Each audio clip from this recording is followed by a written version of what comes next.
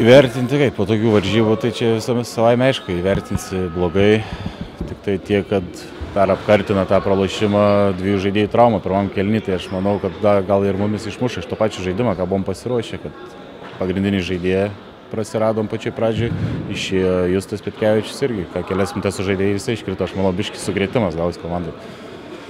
Varžovai labai daug tritaškių šiandien mėtė ir daug tritaškių pataikė, tai buvo problema, kurios nepavyko išspręsti? Ta, ką ir planavom, kad kažkaip sustabdyti tolimus metimus, to ir neįsprendėm.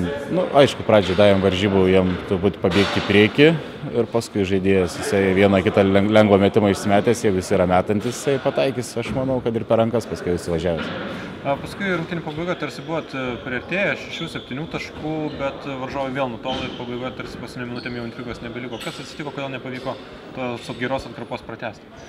Aš manau, kad vėl atrodo, jau prisivėjom, neįmetėm patys iš po krepšio. Jie įmetė mum pačią galo kėlinio tritaškį, aišku, jie savo salėje, jiem varžybų pabaiga, truputį sveikatos jau trūkumai buvo, jie vis tiek pagavo tą antrą kvėpavimą, aš manau, po tų kelių gerų metimų ir mes jau nebesugebėjom atsitiesti toliau.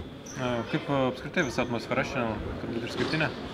Jo, išskirtinė, nei kad būtų reguliaraus sezono visas varžybas, tikrai šauniai, kaip galiu pasakyti dar kartą pagirti, mums teko antrą kartą žaisti prie filmavimo, prie tiesioginės transliacijos, tikrai viskas šauniai, viskas puiku, tikrai 10 balų galėčiau duoti už tą visą renginį.